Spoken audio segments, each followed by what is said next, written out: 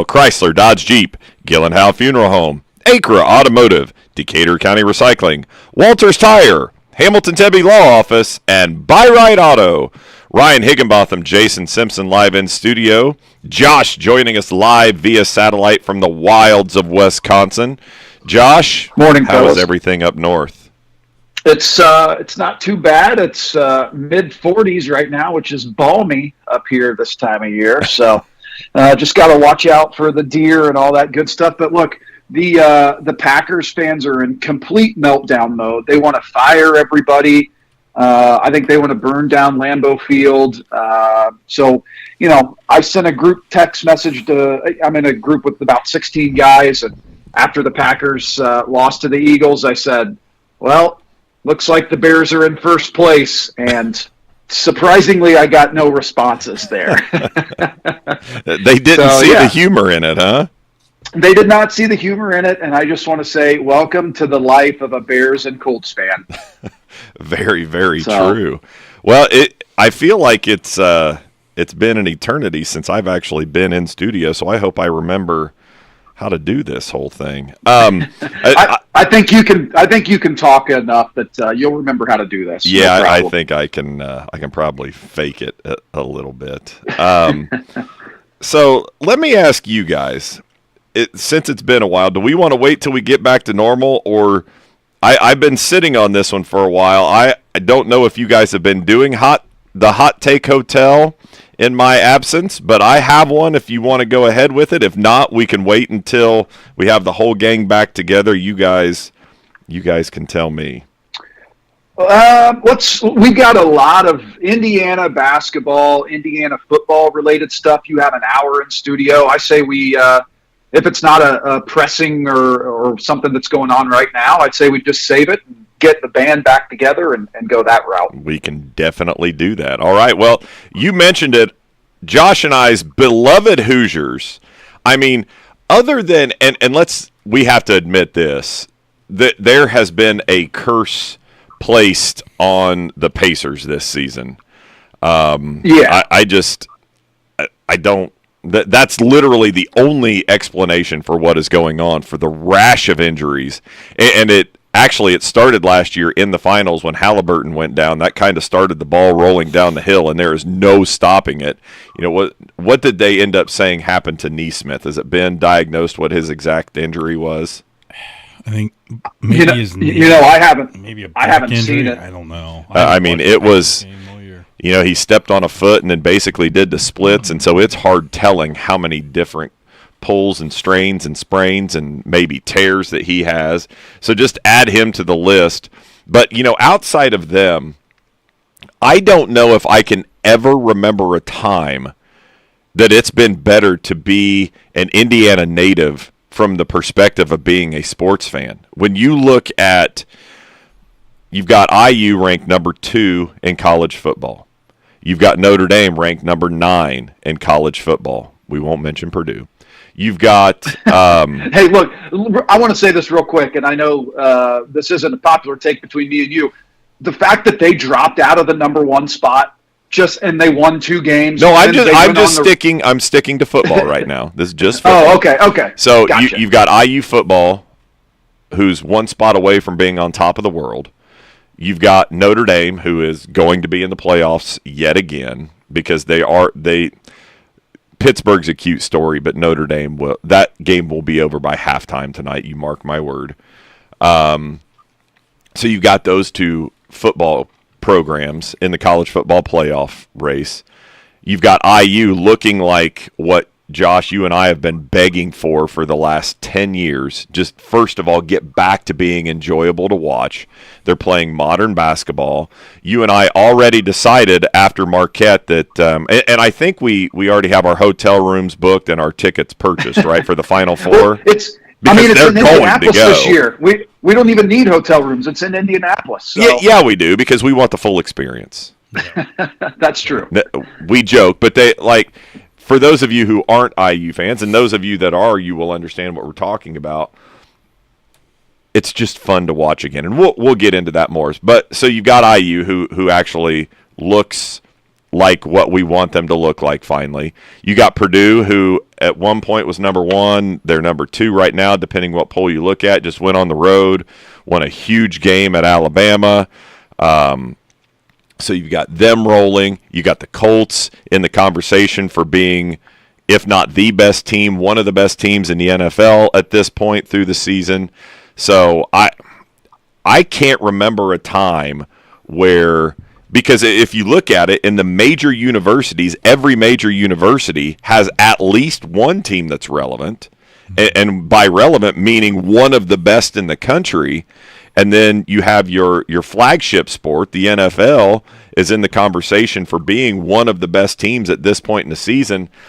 I can't remember a time where everything was rolling like this in the state of Indiana.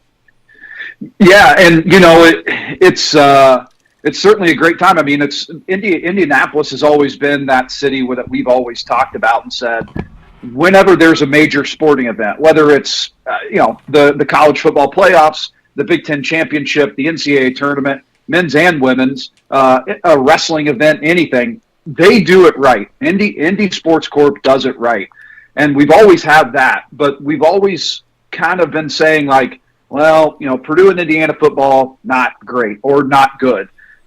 Purdue basketball has been great for a long time, but Indiana basketball has been lagging behind forever. The Colts had the run with Peyton Manning, and yeah, they're always consistently in the playoff push, but they're never a threat to do anything. And now you might have the College National Player of the Year in Braden Smith. You should have, which he probably won't be, the NFL MVP in Jonathan Taylor. And you probably should have the Heisman in Fernando Mendoza, all in the state of Indiana.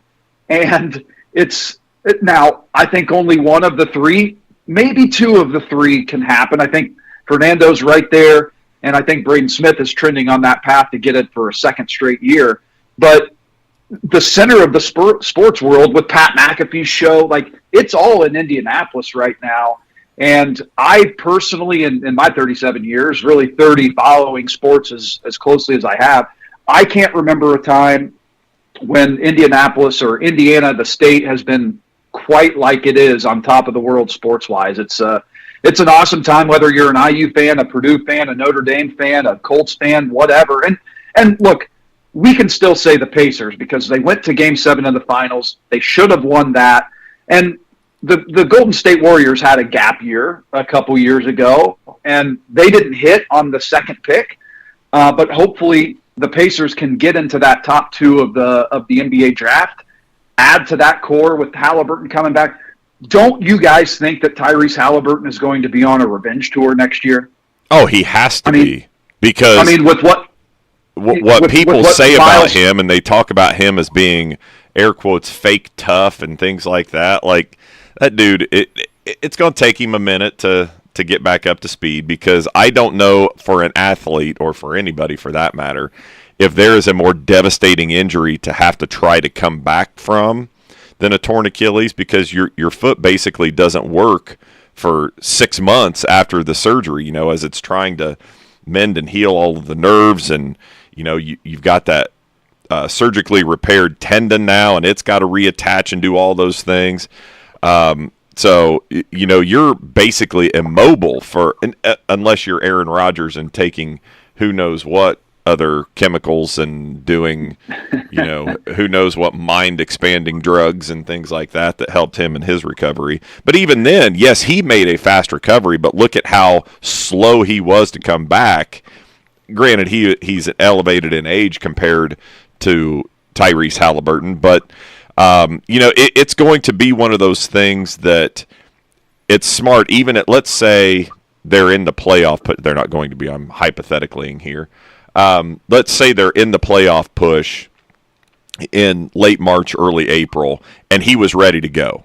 He has the Aaron Rodgers speed of recovery. It makes absolutely no sense to come back from that this year, because you're going to get well over, like, he will be, probably 18 months removed from surgery by the time he actually comes back for next year's training camp. And that is an injury that is exactly what you need. It's just time. yes, you can probably speed up the timeline to maybe get you back in doing things, but to the level that you're used to and that is expected out of you, it's definitely going to be 18 months to possibly even 2 years, and he'll be approaching it. It'll be, probably Christmas of next season before you start to see the old shine of what Tyrese Halliburton was. But, it's going to be one of those where when he does come back, Josh, I agree with you. It's going to be, I'm going to prove to everybody what they were missing without me, what you want to say to try to put dents in my armor. Okay, I'm going to show you. He's got that kind of mentality where he's going to be in the prove it mode for I think all of next season, and I can definitely see him. And it helps that he's an all-star and was an Olympian and all those things. But even before he has done anything in recovery or stepped foot on the floor, I mean, I'm sure you can bet on it preseason. I would say it's pretty easy money to say he'll be the comeback player of the year next season. Yeah, and, there's no reason not to trust Kevin Pritchard and the brain trust for the Indiana Pacers. I mean, if they get that top 2 or 3 pick when you have the Darren Peterson from Kansas and AJ DeBonsta from BYU and Cameron Boozer, who set a Duke record for points in a game the other day, had 36 points, 12 rebounds, 5 blocks. Like, I expect Kevin Pritchard to make the right move. And we knocked the Indiana Pacers ownership by saying, well, they never jump into the luxury tax. They never do this. If Tyrese Halliburton doesn't get hurt, they re-sign Miles Turner, and they're in the luxury tax. And the reason that I have full trust in Kevin Pritchard is not because of some of the shrewd moves that he's made, but also some of the moves that he didn't make. Like, he didn't re-sign Miles Turner, and that is going to turn out to be addition by subtraction, blessing in disguise, whatever thing that you want to say, because Miles Turner is doing nothing in Milwaukee. He's done nothing to elevate that team.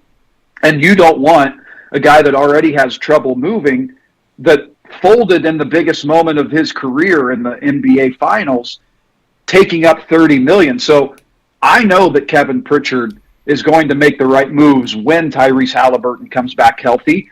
We just have to hope that the Pacers get some luck with the lottery and land in that top 2 or 3, ideally number 1, but land in that top 2 or 3 to make the right decision. Because if you throw a Darren Peterson in there, just a dynamic scoring guard that, hey, look, lofty comparisons, and this happens all the time, but it's, for Darren Peterson, it's Kobe Bryant. Now, is he Kobe Bryant? No, I'm not saying that at all. But those are the type of comparisons that you haven't seen from college kids coming into the NBA in a long, long time. So if you can land him or those other 2 guys that I mentioned, man, you are right back in the mix in the finals. The East is a little bit down. And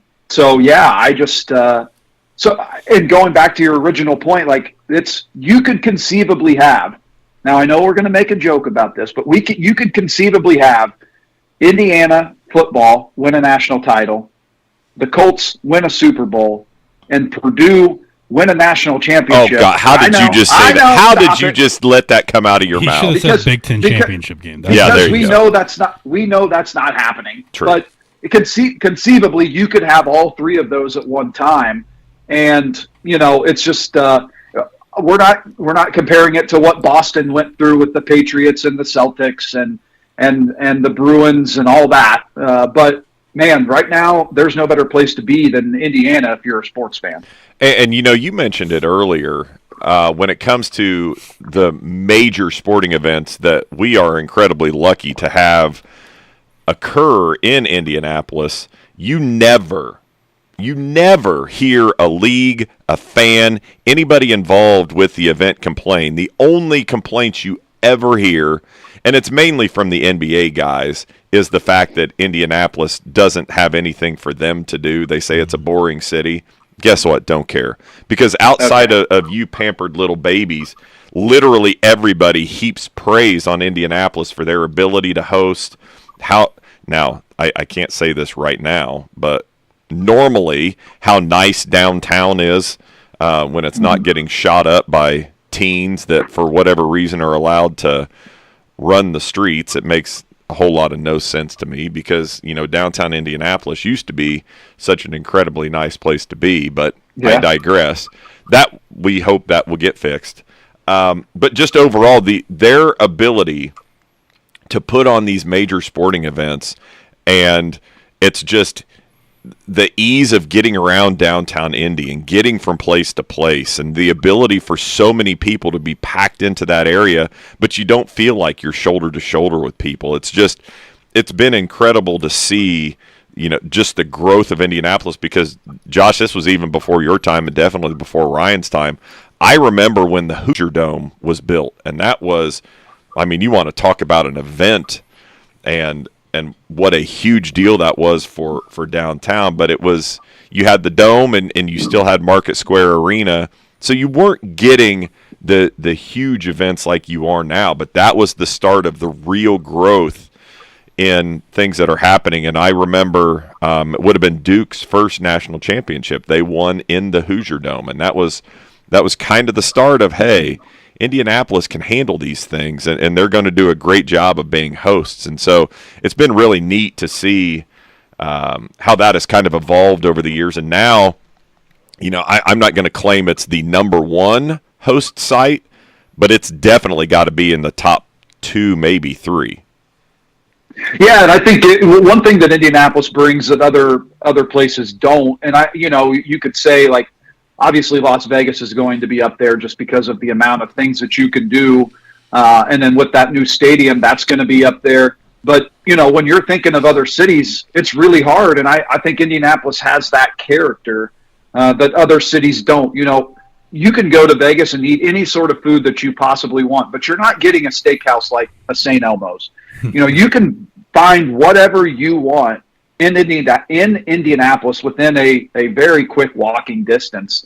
So yeah, to your point, like I used to love going to downtown Indianapolis. I would maybe hesitate at this point in time. Now on December 4th, when the Hoosiers take on Louisville over at Gainbridge Fieldhouse, and then the Hoosiers take on Ohio State, unless they lose to Michigan again, in the Big Ten championship game. That's a day for Hoosier fans that, if you have the money, is definitely worth going downtown Indy for. I'm refusing to speak of that right now because I'm so angry at the fact. Now, this is not a statement on how much I love my job because everybody knows I love being the coach, but this is the one day in my lifetime that I am not happy that we will be having a game because I will be in Evansville coaching that day and won't be able to go because, talk about what a phenomenal day that would be. You watch basketball in the afternoon at Gainbridge, go grab a bite to eat, a couple of cold pops, and then go and watch Curt Cignetti shock the world and, bathe himself in the tears of Ryan Day and the soft backside Ohio State fans that are out there. Oh my gosh, what a day it was going to be. If it makes you feel any better, I looked at tickets to IU Louisville basketball game. In the balcony, they're $250 minimum. And then I looked at the Big Ten championship football game, and those are running minimum around $350. So, well, don't forget, because I actually bought IU Louisville tickets through IU. I bought them for Doug. I didn't even buy them for myself. I bought them for Doug Burcham. And so I got those at face value. And as soon as we secure our place in the Big Ten championship game, I'll be getting an email from IU to buy. Keep me in the loop. I'm going to be coming getting home for that. face value tickets through the IU ticket office. Being a season ticket holder for 27 years, outside of being a kick in the gut when you get that yearly statement of how much money that you've sent them over the years. Outside of that, when you look back, it does have its perks to it because I've been able to have access. I obviously, especially on the basketball side, I haven't used that access much over the last few years, but I've had the opportunity to buy tickets to multiple different events and things that you might not normally, or you would have to go to the secondhand market and pay through the roof prices. I was able to get tickets and go down when they played that exhibition game at Tennessee last year. I had earlier access to when they played Baylor this year, but I don't know if you guys discussed that on the show. What an absolute travesty that was from a ticket sales perspective. I don't know if you guys even know this. That was not organized by IU or by Baylor. They agreed to it. It was put on by an outside entity who was obviously trying to make money, not understanding that this is an exhibition. Mm-hmm. Like this is what this is. And they were charging NBA prices for lower level tickets to an exhibition game.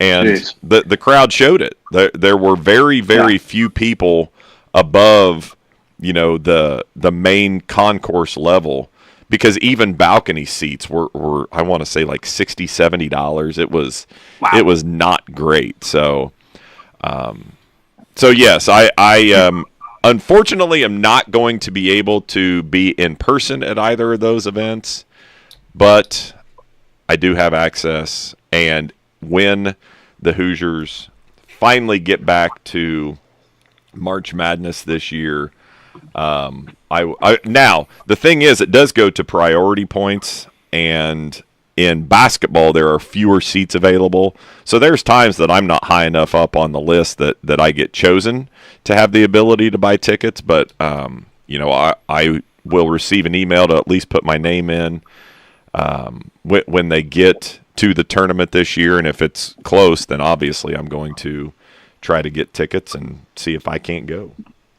Yeah, and transitioning into Indiana basketball, since you talked about tickets and going and things along those lines, I'm going to say this. I was a believer in Darren DeVries before he coached any games, even if that was exhibition games in Puerto Rico this year.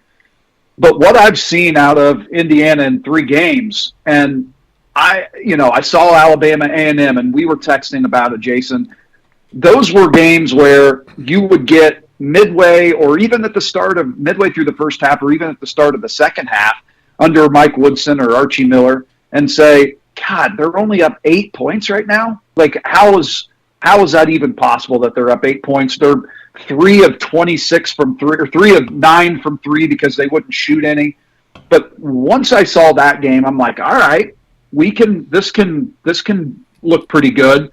And then last Sunday against Marquette, I went in with pretty low expectations, because all you heard all offseason was, well, they can't defend well enough. They don't have any rim protection. They're not overly athletic. They're not going to rebound it well enough. They're not going to do this. They're not going to do that. And then Tucker DeVries has 24 points in the first half. And then he gets in foul trouble in the second half. And Lamar Wilkerson has 18 points in the second half. And they boat race Marquette, which we've been on the receiving end of that boat racing over the last 8 years. And it's different. And it's coached well. I mean, right now they're shooting 48% from 3. They're 6th in the country in 3-point percentage. And they're 140th in 3-point attempts. They've taken 80 through 3 games. You have to expect that to go up. Now, I know that they're maybe not shooting as many because they're up by so much, but this is just a different level of basketball. It's an excitement that we haven't seen since probably I don't know, the last Yogi Ferrell's senior year, all the way back in the Tom Crean era. And, we can expand on it, but what are your thoughts after you watch that Marquette game, watch the Milwaukee game, and going forward? Or you have to be over the moon, but what are your thoughts on the first 3 games? Well, the first thing that you mentioned there was the excitement that's around it. I was listening to Coach Dockich's show yesterday, and he was live from Upstairs Pub on Kirkwood Avenue in beautiful Bloomington, Indiana. And he had a gentleman on who has been around IU athletics for umpteen gazillion years.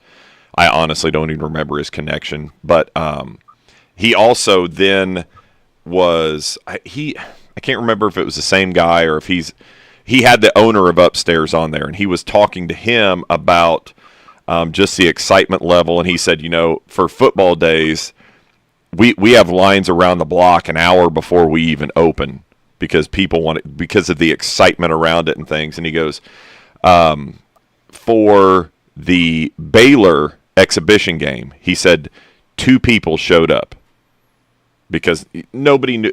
That shows you how far Mike Woodson had run Indiana basketball into the ground.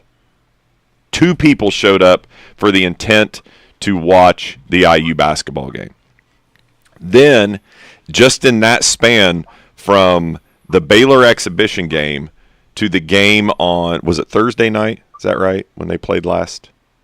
Was that Wednesday when they played Alabama A&M?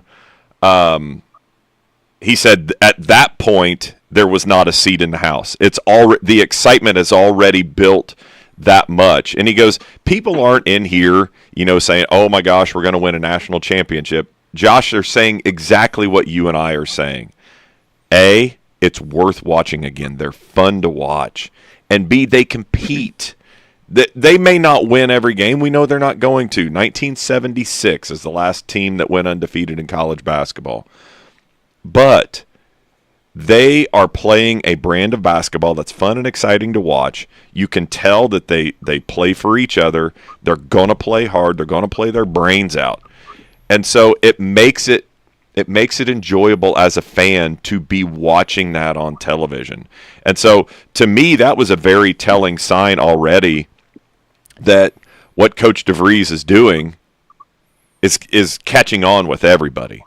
And then I think when you look at the backside of it, and you have to give him Josh, you and I have made this comparison when we started to really just listen to the things he was saying from an introductory press conference and interviews after that. Scott Dolson hit a grand slam yet again because I'm convinced, different personalities, but from an approach standpoint and the building of a program standpoint, he has the basketball version of Curt Cignetti. When you look at the roster that he was able to construct in the short amount of time he had on the job, what are the guys he focused on? Guys that fit his system, obviously, but guys who were old, had experienced individual success, and an experienced winning. You put together a roster that knows how to do that. So now your only job, and I say only loosely, but your only job is just getting them up to speed on what you want. They have all those other intangibles that you're hoping to build through a 2, 3, 4-year career. They have those intangibles that you're hoping that a Trent Sicily, who you recruited, well, I guess he didn't recruit him. He did, but he didn't. He got him to, you know what I'm saying. Yeah. But guys like that eventually become, because those are the guys that you want to have in your program for 3 and 4 years. You get guys that fit your system, and then you hope that you have older guys who are now passing it down. Well, somehow Darren DeVries was able to find all those dudes in one off-season portal cycle. It's been unbelievable to see. If you didn't know any better, you would think these were all guys who were in their 4th and 5th year at IU under Coach DeVries' direction. The way that they have meshed together, the way that they play for each other, all of the things that they do, it's phenomenal to see. But I also think that is such, you have to give such huge praise to DeVries and his assistants. Just like starting last year, you had to do that with Coach Cignetti and all of his coaches. And, as an IU fan, I couldn't be more ecstatic with where both programs are now, because Cignetti has shown it wasn't a flash in the pan. It wasn't that 1-year fluke. It wasn't the COVID year of Michael Penix stretching for the end zone against Penn State and then IU getting robbed of a Big Ten championship game bid by Ohio State. Like, it wasn't that one-time fluky thing. He's backed it up, and they're even better. And nothing is guaranteed. We know that. But, man, all signs are pointing to that is the trajectory that IU basketball is on. They are back to playing the way that we as IU fans expect, And we also know, because you and I can admit, and anybody that knows basketball could admit, there are flaws on that roster. They don't have real rim protection. They don't. There are going to be games, especially when you get into the Big Ten, because of the physicality. They're going to get burned on offensive rebounding and shots at the rim. But they also, the way that they shoot the basketball, even in games like that, they're still going to be right there with a chance to win. They're going to keep it interesting. Whereas, the last couple of years, what have we seen? They'd be down 8-10. The next thing you know, it's 25 before you could blink an eye. That's not going to happen anymore. Like I can I would never guarantee it, but I have full confidence in saying that will never happen again. And what we've wanted for the last 8 years and 10 years and 12 years and however long is for Indiana to be and play like Purdue plays. Now, not the exact same style of system.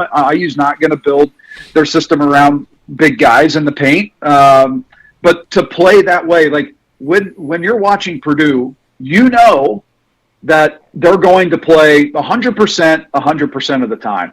It's not an exception, it's the standard. And if Darren DeVries can get that and make that the standard again, along with what he does from a coaching perspective, that what we've seen from 3 games from up close and what we've seen from a couple years over the distance at Drake and West Virginia, if you can get that and you can build your program, and it's going to be supplemented with transfer portal guys, but what you want to do is take that model and build your team and then supplement. He basically said, I want to build this team where I'm reliant on high school recruiting and then supplement with the transfer portal. I mean, that's perfect exactly world scenario would be 2, at most 3 portal guys every year.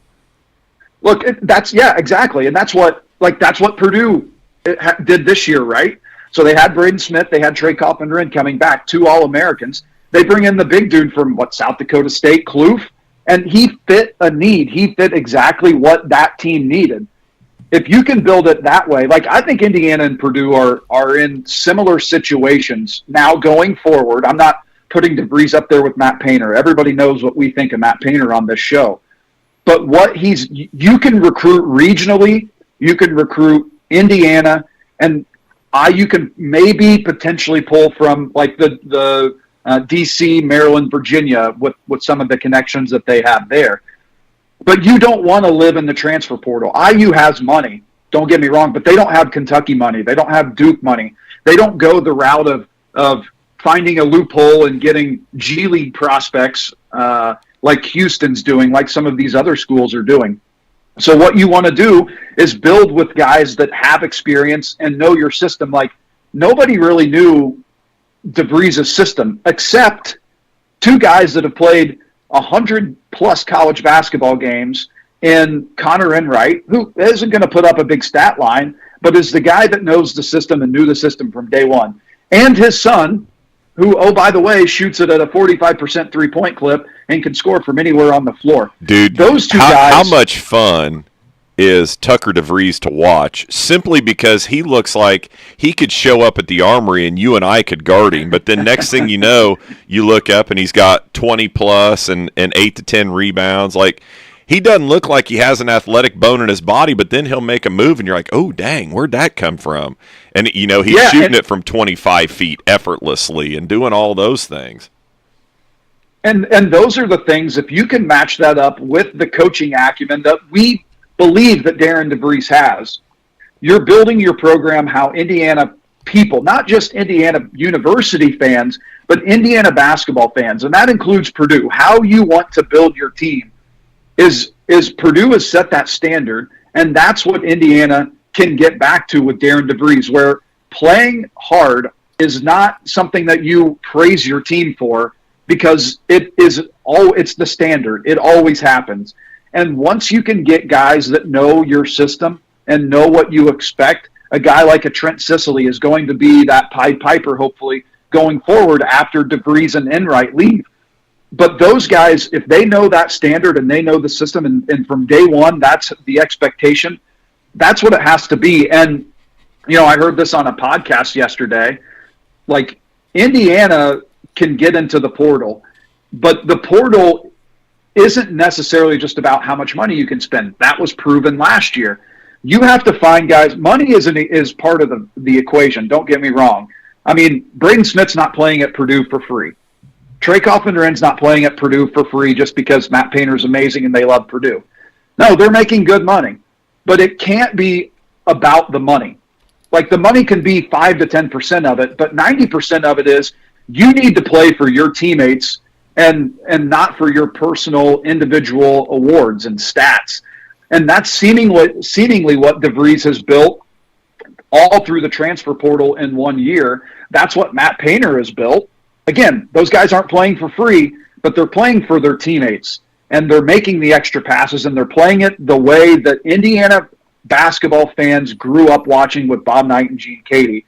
And I couldn't be more excited. I think at some point in time, if not as early as this year, next year, or the year after, it gets into this Indiana-Purdue battling for first and second in the Big Ten. And yeah, we want Purdue to be second all the time. But I'd rather them be 18th. But if we're going to be first, they can be second as long as that battle is there. Man, I couldn't be more excited for the first week and a half of basketball for Indiana. And it's funny because we've talked about it so many times on this show. I had a friend of mine at school ask me, who's a huge Kentucky fan, by the way, so I have not let him live down the loss to Louisville this week. But on Thursday night when Purdue was getting ready to play Alabama that night, he said, "Hey, Coach, are you going to go home and hate watch Purdue tonight?" And I'm like, I can't believe I'm saying this as an IU fan, and part of it is because Mike Woodson had sucked my will to be an IU basketball fan out of me, and thankfully it is coming back. But I'm like, I can't hate Matt Painter, and it pains me to say it. So, no, I'm not going to hate watch them. I'm going to watch them and go, I really hope they lose, but daggone, that's good basketball to watch, And I hate to say it, but I don't know if you watched any of that game, and not to heap too much praise on Purdue because we're not allowed. We all know, though. We're not allowed. But you know what all of our Purdue friends are doing right now. Like, they're all excited, but they're just kind of like nervously cowering in the corner, waiting for something bad. Instead of just be good and enjoy it. They're all waiting for that one bad thing to happen, because that just is what seems to happen to Purdue. That one bad loss, and oh my God, the sky is falling, fire Painter, all these things. But when you look at that game on Thursday night, and if you don't know what it means, go back and watch the game and you'll get an idea of what it means. That was an absolute system whipping that Purdue put on Alabama. I mean, Braden Smith, because tell me one position on the floor, and I'm talking from the starting point guard to the 10th guy on the bench for Alabama. Tell me one guy on Purdue that matched the athleticism of a player on Alabama's roster.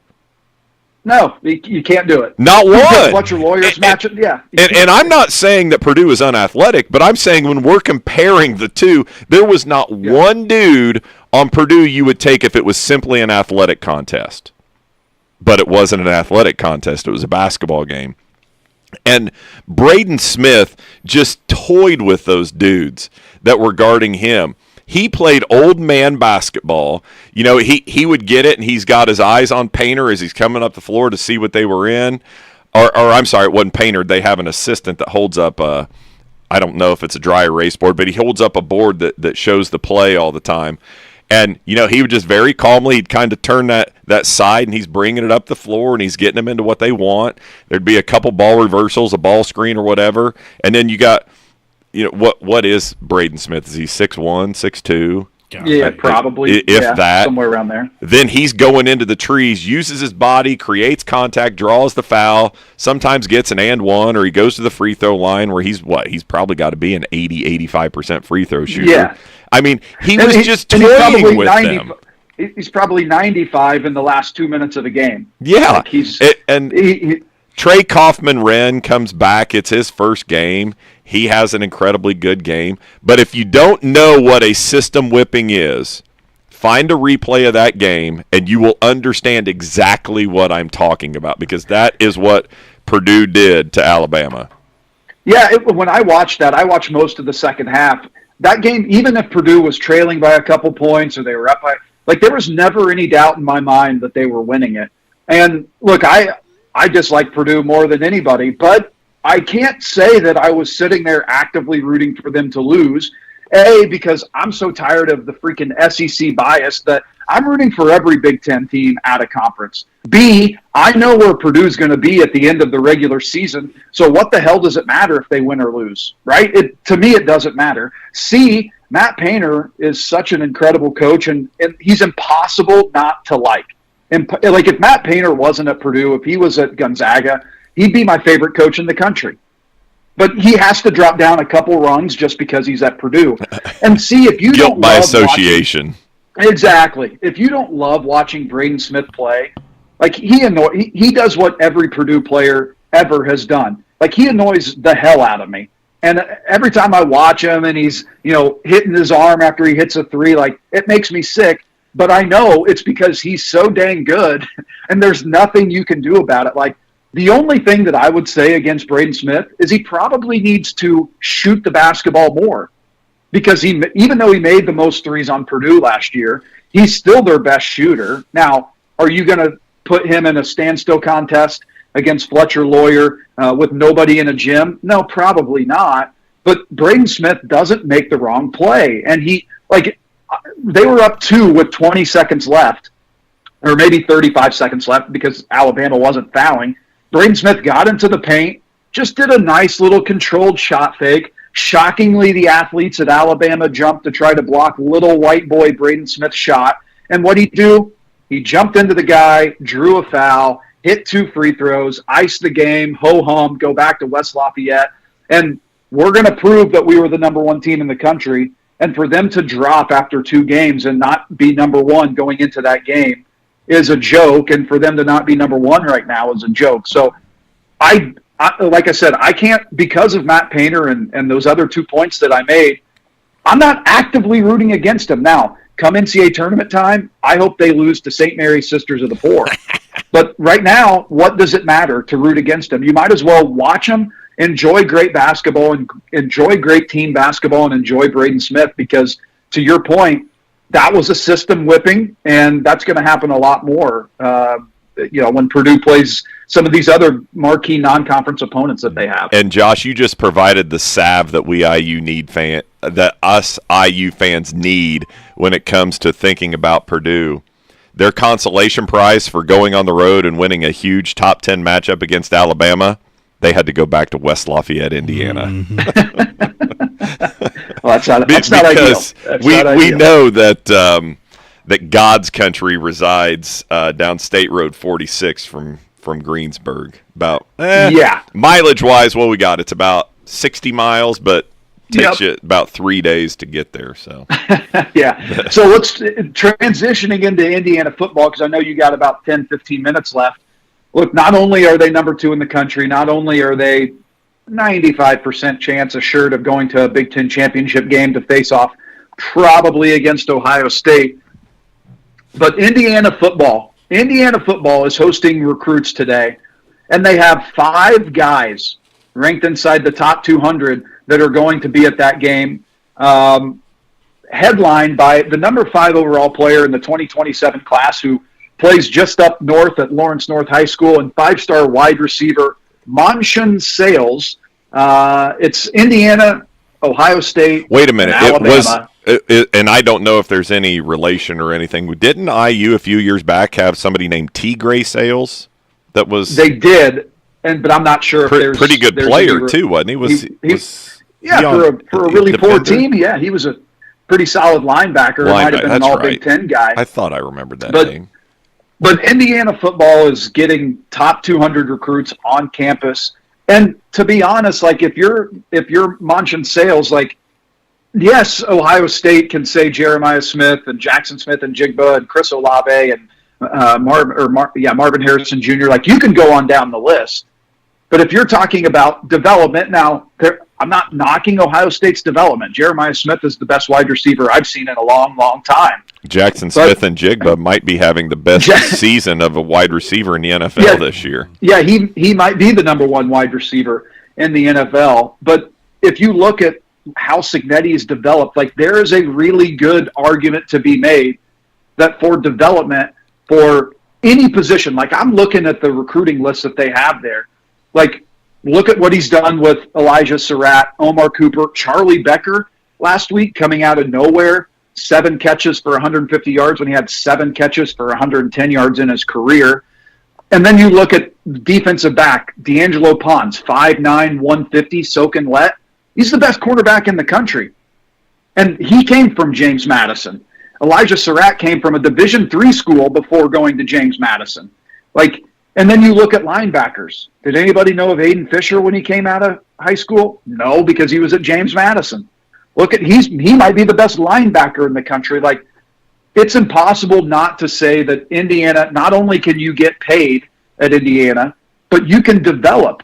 And that's what Cignetti's done. And one thing to me, like, I heard this on podcasts, but I'm gonna bring it up. Like, I thought after the Penn State game in his post-game interview on the field was the first time that you really saw Curt Cignetti where he wasn't kind of like old curmudgeon-y guy. Like, he was on the verge of tears because of what that comeback and what that meant to his program, and more specifically to those kids, the resiliency that they showed playing in front of 105,000 people.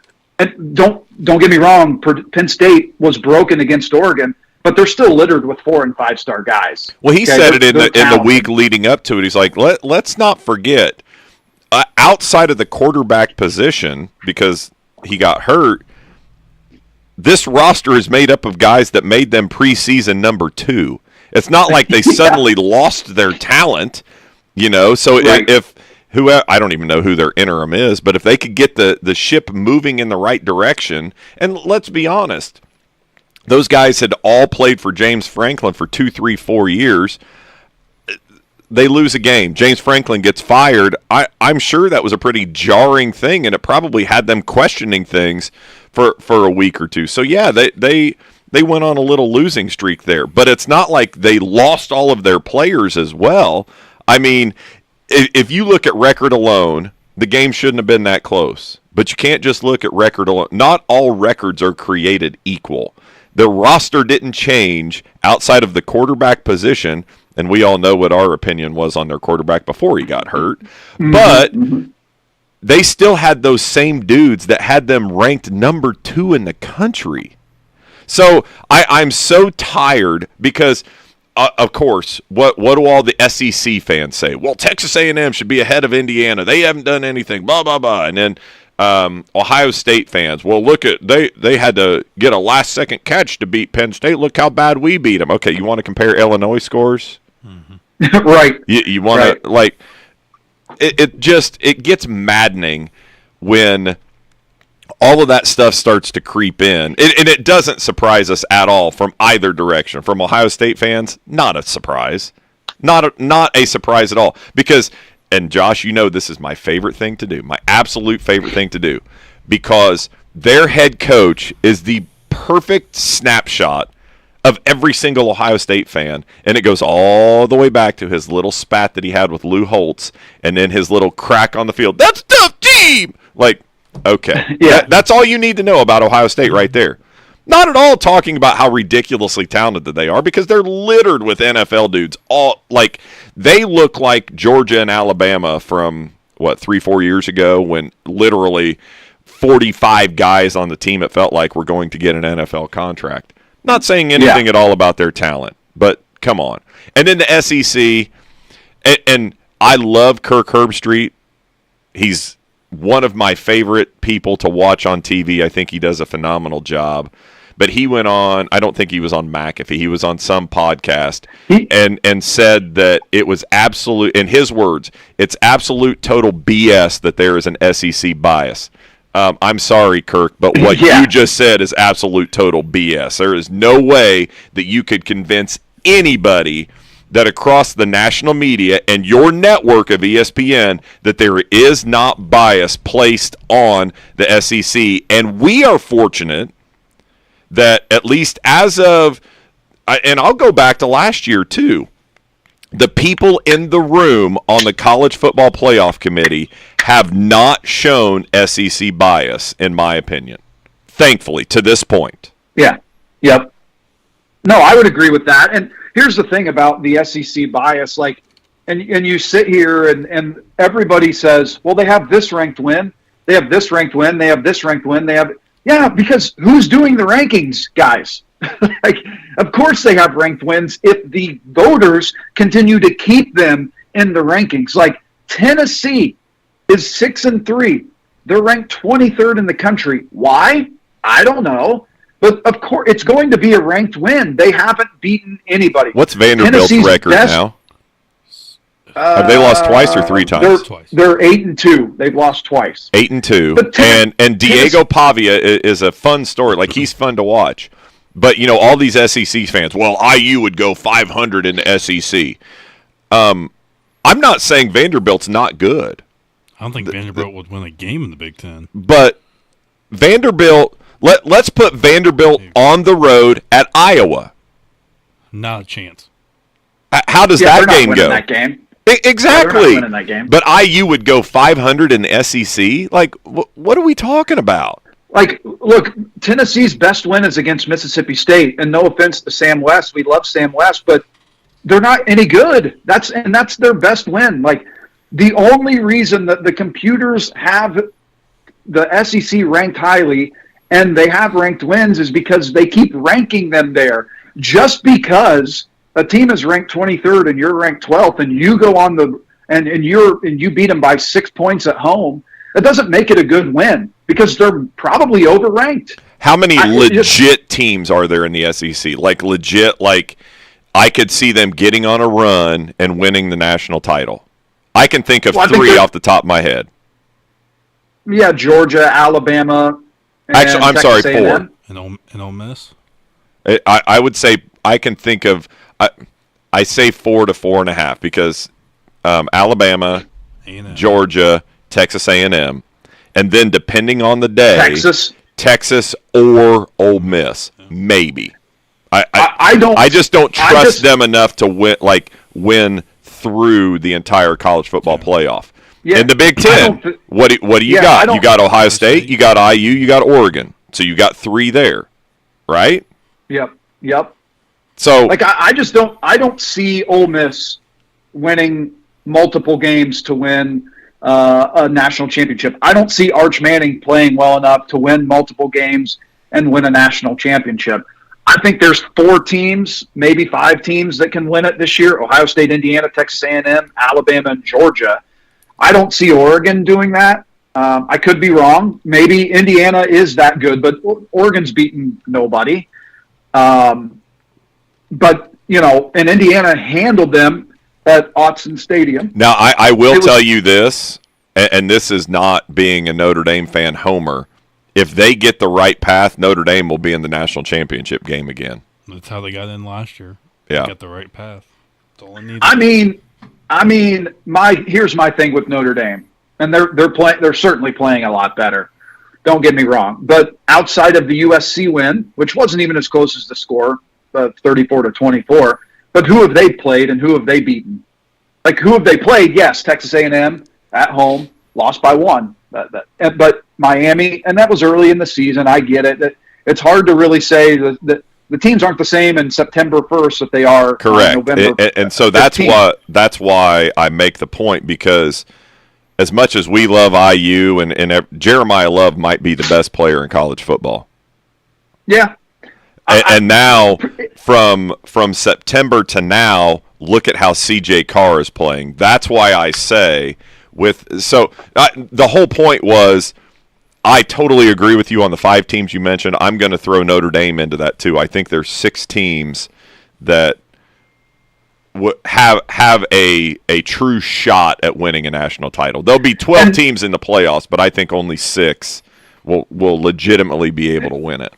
And Notre Dame can make a big statement, at least in my mind today, going to Pitt, playing an early game, an early start, a noon game. I mean, they can do a lot there. If they go out and squeak by against Pitt, then to me, they're not a contender. Like, this is a game, if you're preparing for the playoffs, you have 3 more games left before the playoffs. Like, they need to make a statement that they're not the team that needed really a 98-yard run from Jeremiah Love to comfortably put Boston College away 25-10. Like, you're going to have to do that.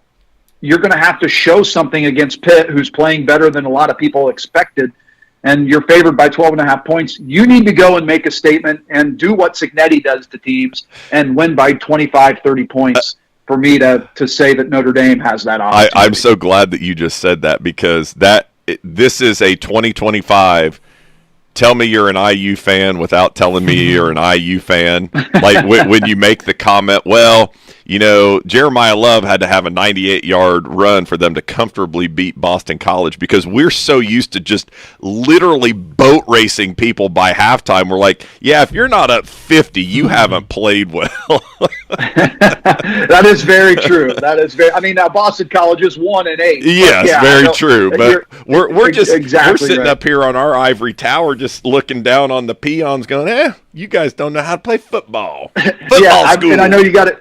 I know you got to take off, but I saw a prediction, IU Wisconsin today. Somebody said 49-6, like on Peegs, and I'm like, well, yeah, that's probably going to be pretty close, because Wisconsin doesn't really do anything well, and I think it's just another way that we can figure out that Curt Cignetti is going to have his guys ready to play. They didn't play great against Penn State, even though it was 105,000 people. They didn't play great, but they played just good enough to win, and just bad enough that Cignetti can say, hey, fellas, you guys are reading your freaking press clippings. We got to shore up a lot of things here, come out against Wisconsin and bury them, and then go to IU North against Purdue in 2 weeks and take care of business about 87-0. Well, we obviously don't know him personally, but from what we've seen out of him the past year and a half, don't you think Curt Cignetti, even though he had literally less than 0 to do with any of those past losses to Wisconsin, didn't Wisconsin score 80 on us? It was 84-20. 84. Yeah, I was at that game. Do you not think that there's some part of Curt Cignetti that looks at that and goes, let's do that. Okay. I mean, even though I didn't have anything to do with it, it's still what is now my program at my university. If he has an opportunity to do it, don't you think that he might just have that tucked back in the back of his mind and bring that out?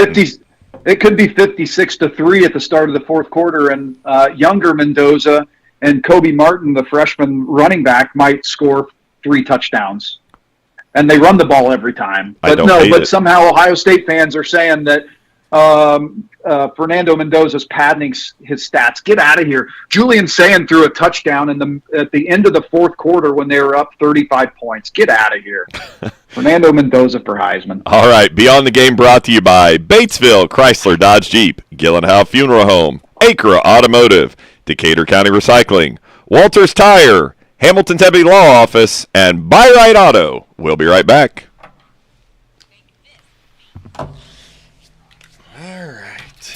Time to go referee some bitty buck. See ya.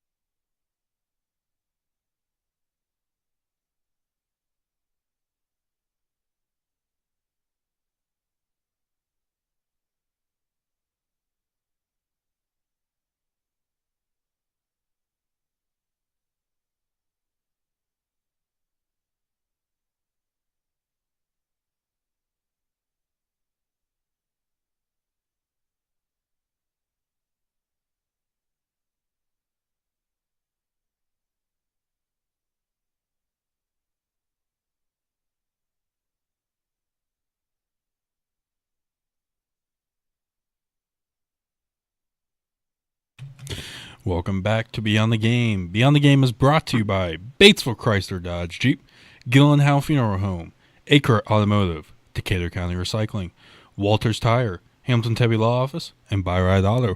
Ryan Higginbotham in studio, Josh Lee via satellite up there in the Great White North of Wisconsin. And we're just coming back from our break, and the first hour was pretty much all Indiana talk. And let me tell you what, I couldn't be more excited for Indiana basketball and Indiana football. And like Jason said, there is no better time to be an Indiana native of sports, anything, than right now, and I truly believe that. Yeah, I mean, look, we talked. It's been a while since Jason and I have had about an hour to talk about Indiana sports, and sometimes we have to get off on a little tangent, especially after Indiana with that dominant win over Marquette, a big time power school that's probably going to play in the NCAA tournament this year, and they just dismantled them last week by 20 plus points. So we had to get off on a little soapbox there for the Hoosiers. We did try to give some love to Purdue a little bit, as much as we're contractually obligated to give or contractually allowed to give. But we did give a little bit of love to Purdue. But let's transition a little bit, Ryan. We didn't really get a chance to talk too much about it last week.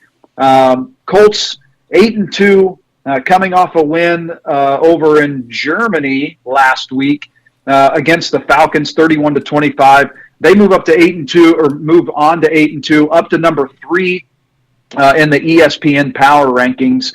And we didn't get now's a good time to kind of take a step back. They're on a bye week this week and kind of see, hey, where do they stand? Where are they in the pecking order? How real is this Daniel Jones thing? But one thing that we do know is true, Ryan. Jonathan Taylor should be the MVP of the entire league and not just of the Indianapolis Colts. Oh, you're telling me. I mean, I'm telling you what, when I got up early to watch that game, and I was like, oh, good Lord, or Steelers broke us. We're about to lose every game, and predictions are going to come true and everything like that. And then next thing you know, Jonathan Taylor just comes alive. He gets it's a 2nd and 2 late in the fourth quarter. And you're thinking, oh, gosh, are they going to be able to go down at least, get a field goal, get it close? And the next thing you know, he gets stopped a little bit, breaks off to the left, and you see Tyler Warren just sprint right in front of him. The next thing you know, he's gone for 83 yards. Yeah, Jonathan Taylor last week in Berlin ran for 244 yards, and I think he had, 3 touchdowns? Yes. And that wasn't surprising that he ran for 244 yards and 3 touchdowns. On the season, he's leading the NFL in rushing yards at 1,139. He's leading in rushing touchdowns at 15, and he's leading in yards per attempt at 6 yards per carry. You don't see running backs take over the game very often. Saquon Barkley did that a few times last year on his way to 2,000 yards, which is kind of the gold standard for running backs.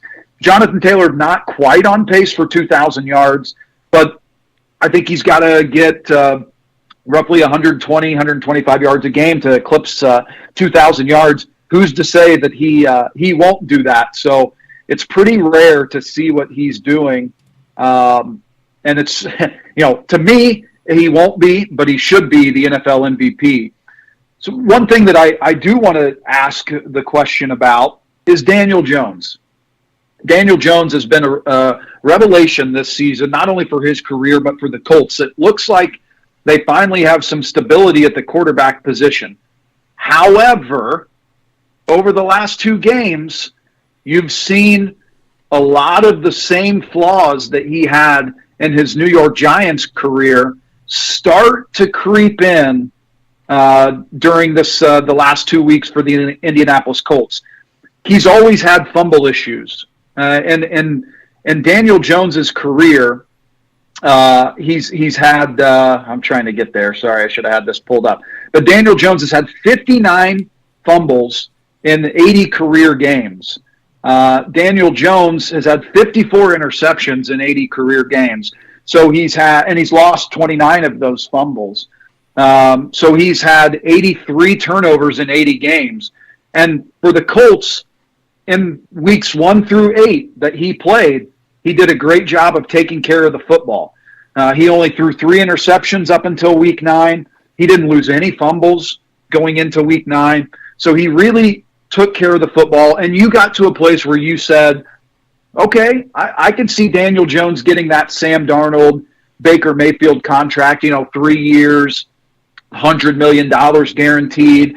And I think the Colts saw that and traded 2 first-round picks for one of the top cornerbacks in the league and Sauce Gardner from the Jets. But the last 2 games have made me, Ryan, pump the brakes on this anointing Daniel Jones the next reclamation project. He's had 4 interceptions over the last 2 games. He's fumbled it 6 times over the last 2 games and lost 3 of those fumbles. So he's had 7 turnovers in the last 2 games. They lose to Pittsburgh at Pittsburgh when he had to throw the ball 50 times. And they squeak out against, let's be honest, a not very good Atlanta Falcons team in overtime, thanks to Jonathan Taylor's 244 yards and 3 touchdowns. Where are you at going into the bye week with Daniel Jones? And can you separate those last 2 games from what he did the previous 8, or is that something that you have to take into account? I think it's something you have to take into account because, like, Pittsburgh, in my opinion, I don't think Pittsburgh is very good, but at the same time, Pittsburgh against the Colts in usually franchise history, especially at home in Pittsburgh, plays like the steel curtain. And I'm not saying that, all of a sudden, TJ and everybody was playing great. No, it just Daniel Jones didn't play up to what he had been playing in the first, 8 games. Last week, I don't think the Falcons are very good, but from what I heard on the, on the TV and, looking at stats, apparently they had one of, I think they had the most blitzes in the NFL, the highest blitz percentage. I think their passing defense was one of the, maybe it was top 10, or I maybe heard it wrong, I'm not sure. But at the same time, if you want a competent quarterback who plays consistent, it shouldn't matter if it's the number 1 defense or the worst defense. He should play consistent each and every game. In the last 2 games, he hasn't. And that's what worries me. But I remember we came on here when we were doing our predictions, and I remember I said, what happens if the Colts randomly go 12-5 or 13-4 and they get the number 1 seed, or they win the division and they get a top 3 seed? What happens if Daniel Jones plays at least a little competent, kind of like he did in the playoff year for New York a couple years ago, even just a little bit better? What happens then? I don't think that's going to happen. They have the Chiefs next week. That next week is going to be the tell of their season. If they win that game, they're a real contender. If they lose, then everybody thinks, well, you can't beat the good teams. You have the Texans twice. You have the Jaguars twice. Then you have the Seahawks and the 49ers. Those are your remaining games. If he can play, I'm not even saying consistent, if he can play competent football, I don't care if he throws a pick, over the next, if he throws a pick every game, oh well. But he's got to play competent football and realize, hey, I'm in the NFL. This is pretty much my last chance. If I can continue to play like how I have been outside of these last 2 games, I'm going to get a contract next year, whether it's in Indy or it's somewhere else that needs a quarterback. I'm going to get a contract. I don't think he's playing for the money, but I think he's going to go out there and play hopefully competent football.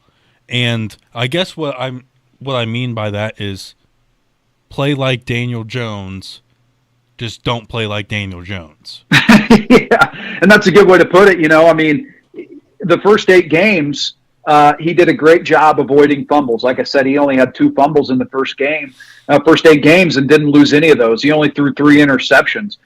Daniel Jones also only took 9 sacks in those first 8 games. The last 2 games, he's been sacked 12 times, 7 against Atlanta and 5 against Pittsburgh. So if you take those negative plays into account over those last 2 games, so that's 16, that's 22 negative plays with fumbles, interceptions, and sacks that Daniel Jones has had over the last 2 weeks. And you can't say that it's anything about the offensive line. I mean, they just ran for 244 yards, Jonathan Taylor did. But is he holding the ball too long? That was his problem with the Giants. He held the ball too long. He got sacked and he fumbled. And that's kind of what he's reverted to over these last 2 games. Now, is that the NFL just getting more film on Shane Steichen and what he wants to do with Daniel Jones? I don't know. But a bye week was probably at the right time for Daniel Jones and his psyche, and to go back and watch the film and see what made you successful over the first 8 weeks. Because they, look, what you read off to me in their schedule screams 11-6. So you said at the Chiefs, you have the 49ers, you have the Texans twice, the Seahawks, and the Titans twice. Well, they're not losing to the Titans. They potentially could lose to Houston, but they always play well in Houston. The Chiefs, the Seahawks, and the 49ers are going to be an uphill battle unless he gets back to those first 8 weeks, Daniel Jones. So I think the excuse me, I think the bye week came at a perfect time for them. A nice little reset, get everybody healthy, get Sauce Gardner an extra week in that defense. I didn't follow the game as closely as probably you did, Ryan. How did Gardner look in that first game for the Colts? I mean, he looked good. I mean, I don't know. It scares me. It's one of those, like, you gotta take everything into account and figure it out.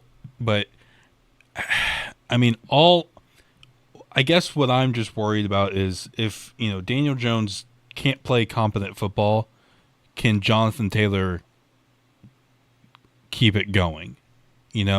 Like you looked at Saquon last year, even when Jalen Hurts wasn't throwing the ball a bunch, they still won the ball because Saquon was getting 20 to 25 carries and getting 250 yards every game. So they kept winning and winning and winning. Can Jonathan Taylor, the Chiefs outside of James Cook a couple weeks ago against with the Bills, they hadn't allowed a 100-yard rushing game from a running back in like a year and a half. So, when they go into Kansas City next week, can Jonathan Taylor get over 100 yards? I don't know. He had 14 carries for 45 yards, I think, against the Steelers. So I don't know, but if they can win, like if they can beat either the Chiefs or the Seahawks or the Chiefs and the 49ers, or at least the Seahawks and the 49ers, if they can win 2 of those 3 big games, I don't see a world where they're not number 1 or number 2 in the AFC at the end of the year, because it depends. I think Drake May is going to continue to play great. They might lose maybe 1 or 2 games. I don't believe in. I think Denver's out of the 3 of the top AFC teams, seeding wise. I think Denver's got to be the worst. You look at them; they're 8-2, but they don't really look 8-2. I don't know. I don't see a world where they're not number 1 or number 2, where they host a playoff game and then they host another one if they win the divisional. So I don't know. Can Daniel Jones play competent football, and can Jonathan Taylor keep it up? If they can, all signs point to them being the number 1 seed, being 12-5, 11-6, 13-4. At the best it'd be 15-5, but even me, I don't think that's going to happen. They're going to lose at least 1 or 2 more games, and that's right. Just because of one person.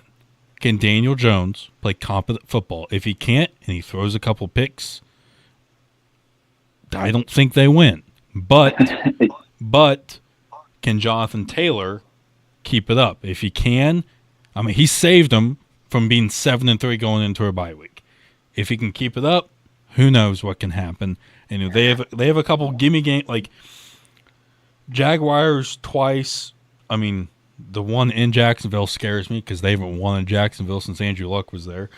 But the Texans twice. I mean, if they're number 1 seed, they have it locked up by week 18. None of the starters will play. But Seahawks and 49ers. One of those games is 49ers game is a Monday Night Football game. Who knows if Daniel Jones can keep playing, I guess, like Daniel Jones, but not playing like Daniel Jones. And if Jonathan Taylor can keep it up, they'll be a 1 or 2 seed. It just depends. Are they going to be a good 1 or 2 seed? Yeah, this is trending for the Colts to be the 2 seed and get the Kansas City Chiefs in the divisional round, who right now are currently not in the playoffs, but are still the betting favorite to win the Super Bowl. They're sitting at 5-4, and you might have a little playoff preview next week when the Colts go to Kansas City to play Patrick Mahomes and the Chiefs, and they're starting to find their groove a little bit with Rashee Rice coming back. They still don't have much of a run game, but Patrick Mahomes is back to looking like he did 2 years ago and not last year. They're certainly a scary team, but they're sitting outside of the playoffs at this point in time at 5-4. But this is trending strongly in the direction of Chiefs Colts in the divisional round, which is something that no Colts fan would want to see, because in the playoffs it comes down to a quarterback contest typically, and Patrick Mahomes in the playoffs just does not lose those quarterback contests. In the 7 years that Patrick Mahomes has started, he's played in the AFC Championship game all 7 years, and he's been to the Super Bowl 5 times with 3 wins.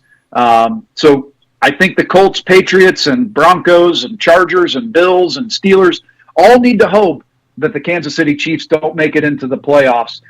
Their schedule coming up is a little more favorable.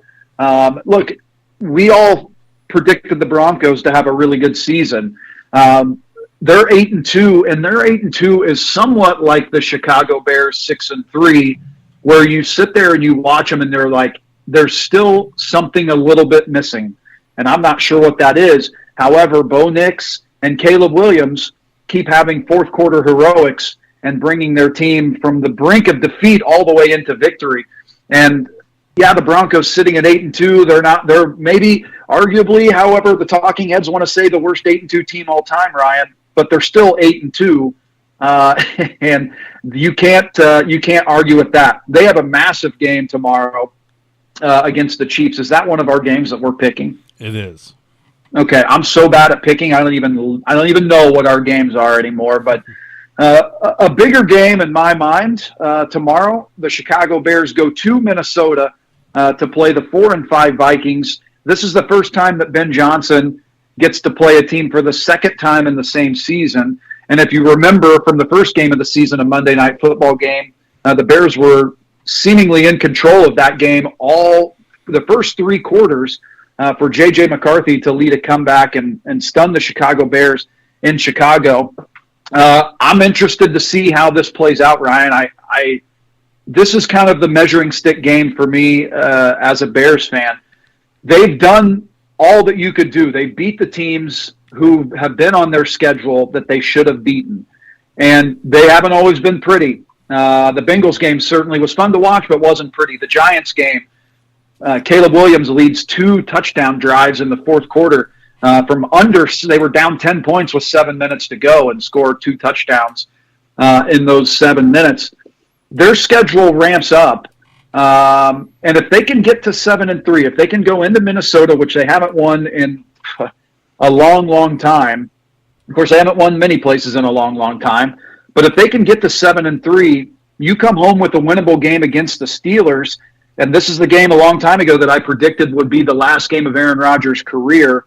But then you go to the Eagles on Black Friday, to the Packers. You have the Browns at home. Then you go play the Packers again at the 49ers and Lions. If the Bears don't win this game and fall to 6-4, I don't see a way, and that would be 0-3 in the division. I don't see a way that they make the playoffs. But if they can go to 7-3, they have the Steelers at home and can get to 8-3. You just have to find 2 more wins on that schedule. And with the way that Jordan Love is playing, I think you can find that one in the Browns, and then you're sitting at 10-7, and you're probably on the inside for a playoff spot. So big week coming up for the Bears. This is kind of a prove-it game at Minnesota. And I have to be honest with you, I don't know how I couldn't tell you right now how this game's going to go. I mean, the Bears are winners of 6 of their last 7, and if you want to put it, if I want to put it like that, they're winners of 6 out of their last 9, which in reality, in retrospect, is very good. They, like you said, they have beaten the teams they should beat. You look in reality, this team should be, and you might not agree with what I say here, which is understandable, and that's what makes our show work. This team should be 8-1 with wins over the Vikings, and I mean, I get it. The Ravens, they didn't have Lamar, but Bears should have won that game. Yeah. But that's the weird thing about the NFL. Anybody can win on any given Sunday. Yep. This team should be 8-1. And that's the crazy thing about the NFL. You know what I mean? Yeah, you sit there and you say, oh, man, they just barely beat the Giants. They just barely beat the Raiders. They just barely beat the Commanders. Well, ask Buffalo how that worked out for them, because they played arguably the second worst team in the NFL in the Miami Dolphins last week and got ran out of the building. Mm-hmm. So to your point, it is a week-to-week league. Look what the Steelers did to the Colts 2 weeks ago, and then they looked like they never played football against the Chargers last Sunday night. So it's a week-to-week league, and when we all are looking for, to try to anoint Caleb Williams as this or that, all he's doing is leading his team to wins in the fourth quarter. And some things that are going to get cleaned up, how he plays in the first 3 quarters, to me, that's easier to clean up than finding and making a guy a winner when it matters in the fourth quarter. And, we talked earlier in the year about the Chiefs and their record in 1-score games. I think they won 17 straight going into this year, 1-score games. That doesn't happen. But that only happens because you have a guy like Patrick Mahomes. And I'm not putting Caleb Williams in the Patrick Mahomes stratosphere. They're not in the same stratosphere. But when you find a guy that can go out and steal wins from you because he is so good in the fourth quarter and with the game on the line, when you find that, you can figure out the first 3 quarters. But finding that clutch gene in the fourth quarter is impossible to find for the most part in quarterbacks. So, look, I can't say that it's been a season that I didn't expect from Caleb Williams. I mean, his completion percentage is worse than it was last year, but he's still on pace for 4,000 yards. And he's only been sacked 14 times this year, so 1.3 times per game. Last year he was sacked 68 times. So he's getting sacked on 4.5% of his dropbacks this year, as opposed to almost 11% of his pass attempts last year. So that's the growth that you want to see in Caleb Williams. And no, he's not putting up gaudy stats. They also had 8 drops last week against the Giants. So if you give him just 4 of those catches, he goes for over 300 yards and 2 or 3 touchdowns. But the stats to me don't matter as long as we can find somebody that can win, because the Bears have often found ways to lose those games over the last 15 years when you thought, hey, they had this in the bag, and then they didn't. Caleb Williams is doing that, and that's what gives me a lot of hope for the future and for the rest of this season. Let me ask you a question. Which would you rather have? Caleb Williams becomes the first 4,000-yard passer in Bears history, or the Bears sweep the Packers and make the playoffs? Oh, Bears sweep the Packers and make the playoffs all day. I don't care about 4,000-yard passing. I mean, they're the only team ever to not have a 4,000-yard passer, which is pretty embarrassing since they've been playing since 1920. But, yeah, if you're going to sweep the Packers and make the playoffs, I would take them losing a game in the Packers just to go and play the Packers in the playoffs and beat the Packers in the playoffs. Can I sign up for that one? Yeah. And no 4,000-yard passer. So, yeah, I mean, look, he's got 4 game-winning drives this year in 9 games, and it's seemingly on the opposite end of the spectrum from what Jordan Love is doing in Green Bay. Jordan Love will have a game where he throws 22 straight completions, and then he'll have back-to-back games where he looks like he's never played quarterback in the NFL. So up here, it's a little testy times there for Jordan Love and Matt LaFleur. If they end up firing Matt LaFleur because they don't make the playoffs, that's the best thing that I think could happen to a Bears fan that's not related to them specifically as a team. Matt LaFleur is one of the best coaches in the NFL, and if they want to pin that all on him and not on Jordan Love, by all means, go for it, Packers Nation.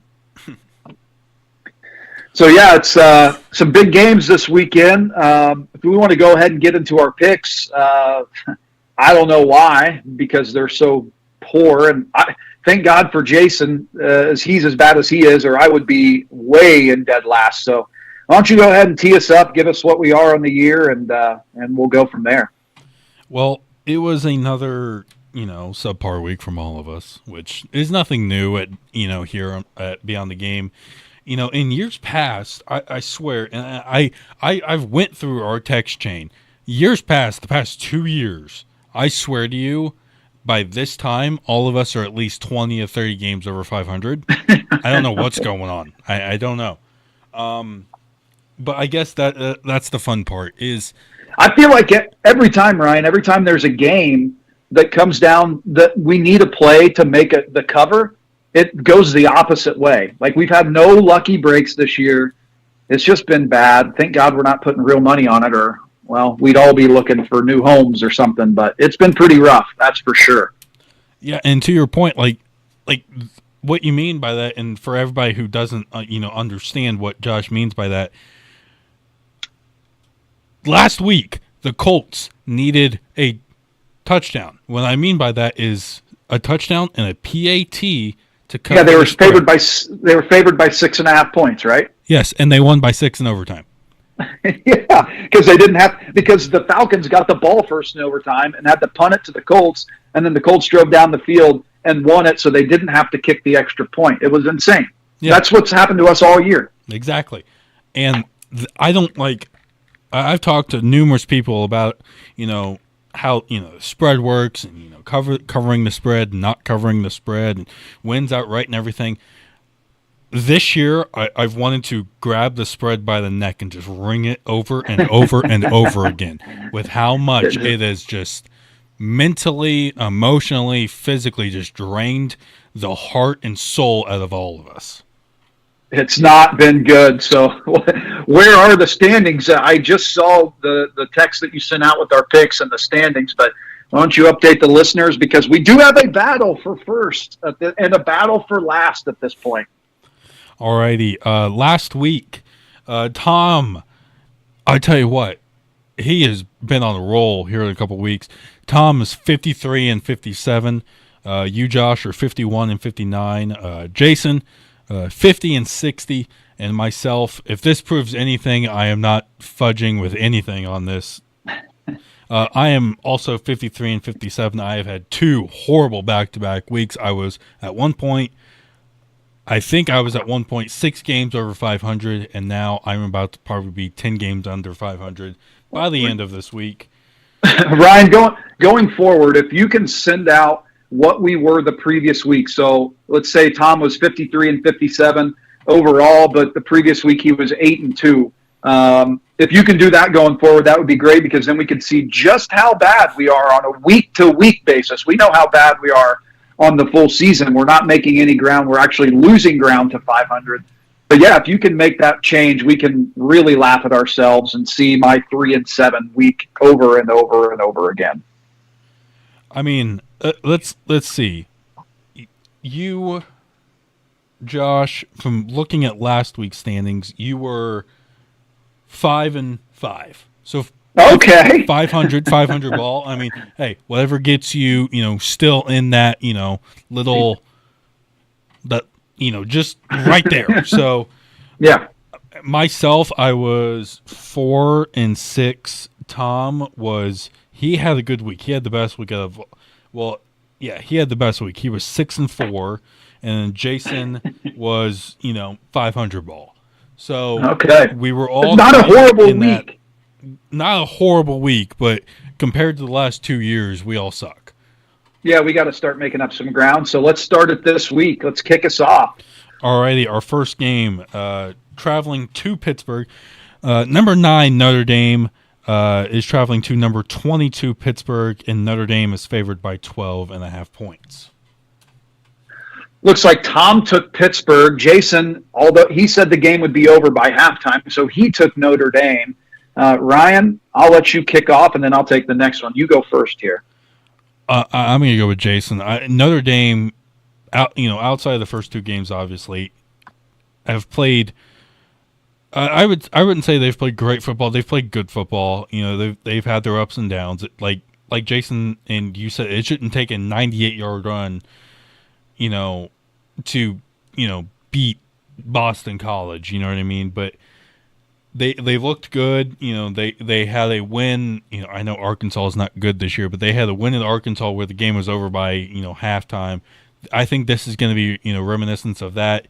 I think Pitt is going to surprise a lot of people, but I think they're going to surprise them in all the bad ways. And I think College Game Day, they're gonna have their hoorah and everything. We went to Pittsburgh, but they're going to end up regretting this because this game's not going to be close. Notre Dame, I'm not going to put down by 1 billion because I want the point, but Notre Dame by a wide margin. I'm going to go opposite here. I'm going to go with Pittsburgh. I kind of prefaced it earlier and kind of foreshadowed it. I'm not a huge Notre Dame believer. CJ Carr's been really good. He's 10th in total QBR, so he's been impressive. He's got some weapons outside with Malachi Fields and Will Pauling. And, of course, it goes without saying he's got the best running back in college football in Jeremiah Love. However, Pittsburgh defense, they do exactly what you would want a defense to do when you play a high-powered offense like Notre Dame. They're second nationally in yards allowed per carry. They're 7th in pressure rate. So they force quarterbacks to make throws into tight windows, across hash marks, things along those lines. I think Notre Dame comes out with the win. But to me, this screams a classic Notre Dame game where they're favored by 12.5, which the spread has gone up. There's more money going on Notre Dame. It's up from 10.5. I think Pitt keeps it close. This is a game that is scary from a Notre Dame perspective because you're going an early game. It's going to be rocking in Pittsburgh. I'm going to go with Pittsburgh to cover. I'm not going to go with them outright, but I think Pittsburgh covers. I think they keep it a lot closer than that 12.5. And with their freshman quarterback at Pittsburgh, I'm going to get his name mispronounced, but Mason Heinschel. He's been incredible since they began the year 2-2. They've won 5 straight games.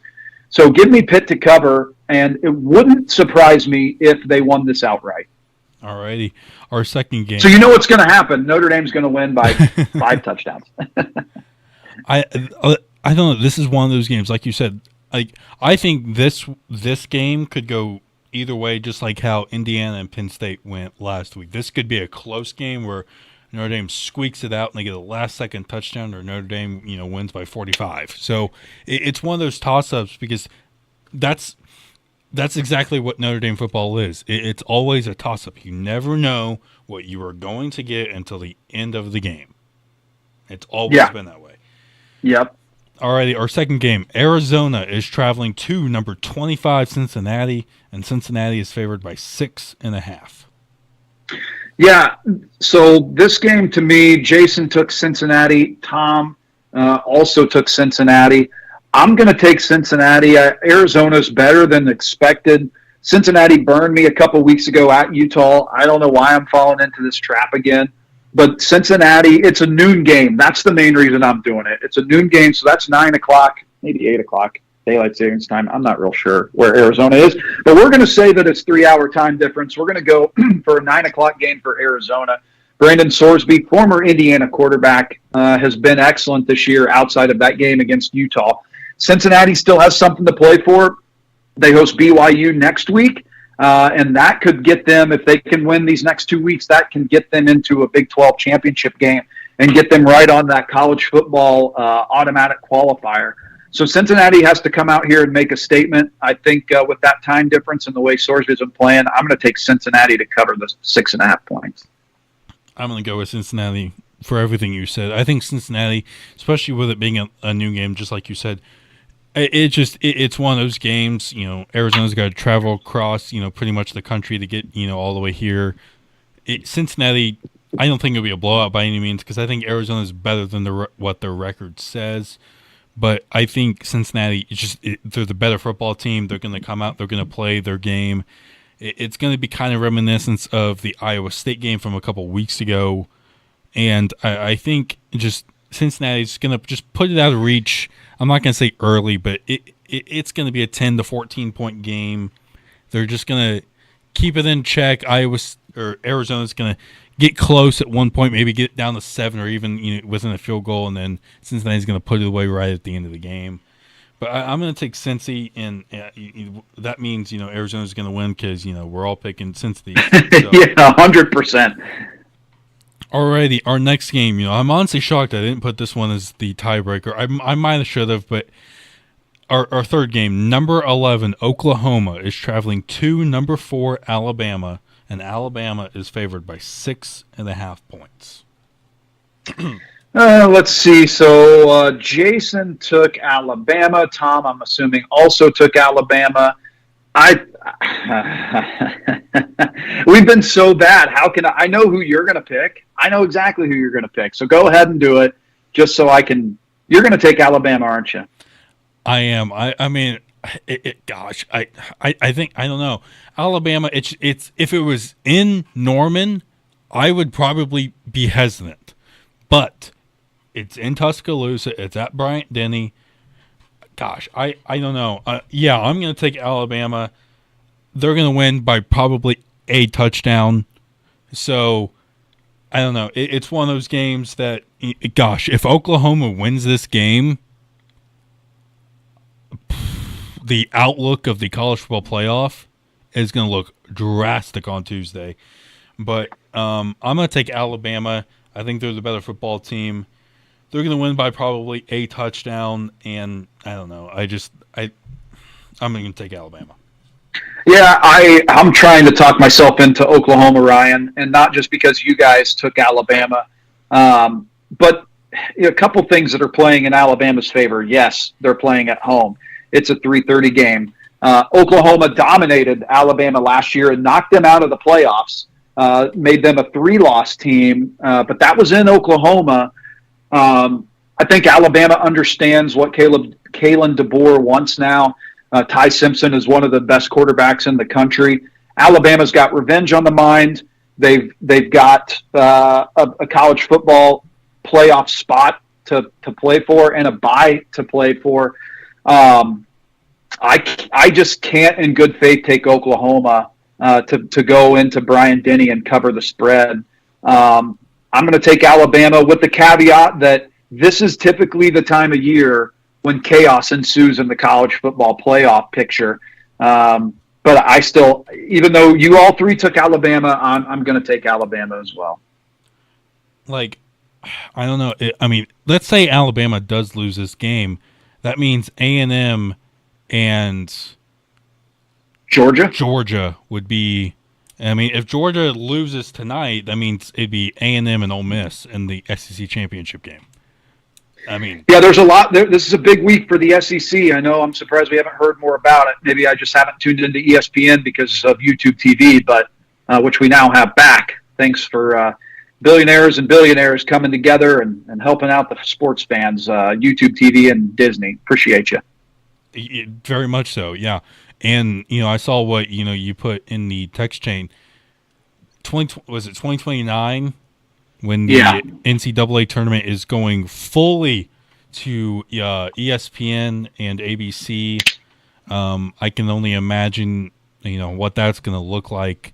I think I watched, it was a long time ago. I think I watched the 2015 national championship between Wisconsin and Duke. I think I watched that on ESPN, and that was, one of the only times that, I've ever seen it on ESPN. But I can only imagine the landscape of what the NCAA tournament will actually look like. They can expand, or I can only imagine what it's actually going to look like on ESPN and ABC. Yeah, it's not going to be good. Not going to be good. Exactly.